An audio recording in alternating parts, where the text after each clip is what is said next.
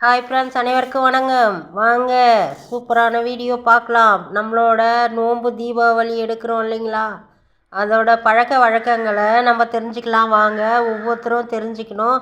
நோன்பு எடுக்கிறதுனா என்ன, அதோட முக்கியத்துவம்னா என்ன அப்படின்றத நீங்கள் தெரிஞ்சுக்கோங்க. எங்கள் வீட்டில் நாங்கள் நோன்பு எடுத்தோம். அந்த நோன்பு எடுக்கிறதுல ஒரு பழமொழி உண்டு. அது எப்படின்னு நான் சொல்கிறேன். இது எங்கள் வீட்டு பலகாரம் நோன்பு சட்டியில் வச்சது. இந்த நோன்பு சட்டியில் வச்சது இதில் இருக்கிற திங்ஸ் எதுவோ ஒன்று, வடை, அதிரசம், இந்த நோன்பு கயிறு இதெல்லாம் வைப்போம். இதை நம்ம வீட்டில் இருக்கிறவங்களுக்கு மட்டும்தான் கட்டிக்கணும். நோன்பு இல்லாதவங்களுக்கு கண்டிப்பாக இந்த நோன்பு கயிறை கொடுக்கக்கூடாது. அந்த நோன்பு சட்டியில் எது வச்சாலும் கொடுக்கக்கூடாது. நம்ம வீட்டுக்கு மட்டும் யூஸ் பண்ணிக்கணும். இந்த நோன்புன்னா என்ன, நோம்போட முக்கியத்துவம் என்ன, சுமங்கலி பெண்கள் ஒரு நீங்கள் புகுந்த வீட்டில் நோன்பு இருக்கான்னு கேட்டு முதல்ல தெரிஞ்சுக்குங்க. என்னென்ன சாமி கும்பிட்றாங்கன்றத நீங்கள் அந்த வீட்டு பழக்க வழக்கங்களை தெரிஞ்சு கண்டிப்பாக கும்பிடணும். உங்கள் வீட்டு பழக்க வழக்கங்களை கண்டு கும்பிட்டீங்கன்னா அது ஏர்வு ஆகாது. இப்போ நாங்கள் நோன்பு வைக்கும்போது வாரி தான் வைப்போம். எந்த ஒரு பொருளும் எண்ணி வைக்க மாட்டோம். நான் என்னோட இது படி பார்த்தாக்கா, நோன்பு கயிறு மட்டும் நாங்கள் 5 பேர் இருக்கோம். 5 கயிறு மட்டும் அப்படியே வாங்கின்னு வந்து வச்சுடுவோம். கல் மேலே ஒரு 3 கயிறு போட்டுருவோம். கல் வச்சு வீட்டில் தான் நாங்கள் தீபாவளி செய்வோம். கல் மேலே தான், கல் வீட்டிலே அம்மனை வரைஞ்சி அதில் தான் சாமி கும்பிடுவோம். நாங்கள் கோயிலுக்கு எடுத்துன்னு போய் அங்கே முறத்தில் வச்சு கும்பிடுவாங்க. அந்த மாதிரிலாம் நாங்கள் வச்சு கும்பிட்றதில்ல, வீட்டிலே வச்சு கும்பிடுவோம். 2வது நாள் பிரித்து எடுத்து அதில் தங்க நகை எது வேணாலும் வைக்கலாம். கண்டிப்பாக தங்க நகை வச்சு கொண்டாடணும். இப்படியே நோன்பு எடுக்கணும். இப்படி தான் பழமொழி. எங்கள் பேரன் கொஞ்ச நேரம் பேசுகிறான் பாருங்கள், என்னென்ன அட்டகாசம் பண்ணுறாங்க. பேர் சொல்லு. இது பேர் என்ன, இது பேர் என்ன, என்னது பேர் சொல்லு. கோழி குச்சி. சொல்லு கோழி குஞ்சு. ஃப்ரெண்ட்ஸ்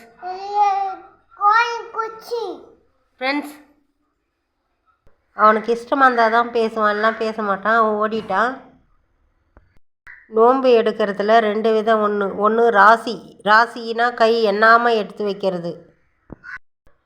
இன்னொரு விதம், 2வது விதம் நோன்பு எடுக்கிறது அப்படியே எண்ணி எத்தனை வெத்தலையிலேருந்து எல்லாமே எண்ணி வைப்பாங்க. அது 2வது வகை. இந்த 2 வகை இருக்குது. கலர் இந்த கலர்னால் அந்த கலரே தான், வேறு கலர் நாங்கள் வைக்க மாட்டோம். இதுதான் நாங்கள் நோன்பு எடுத்த பலகாரங்கள். ஃப்ரெண்ட்ஸ், உங்கள் வீட்டில் இது மாதிரி நோன்பு எடுத்தால் கமெண்ட் பண்ணுங்கள். உங்களோட விஷயத்தை ஷேர் பண்ணுங்கள். இது எங்கள் வாசப்படிக்கு நானே தொடுத்து போட்ட மாலை. நம்ம வீட்டில் இருந்து இருக்கிற எல்லா பூக்கள் எல்லாம் எடுத்து வச்சு நான் மாலை தொடுத்து எடுத்து போட்டேன். ஃப்ரெண்ட்ஸ், நல்லா இருக்கான்னு பார்த்து சொல்லுங்கள்.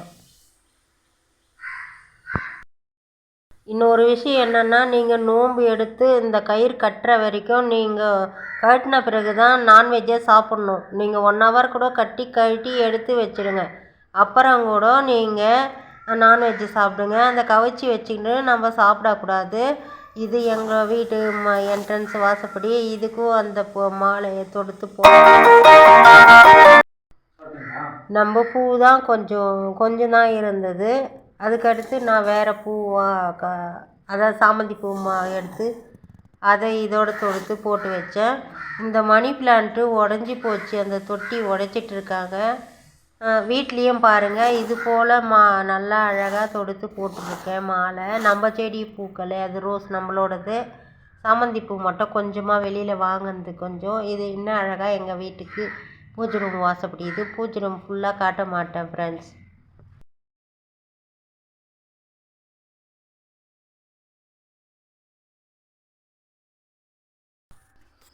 தீபாவளி அன்னைக்கு ஃபஸ்ட் நாள் போட்ட கோலம்.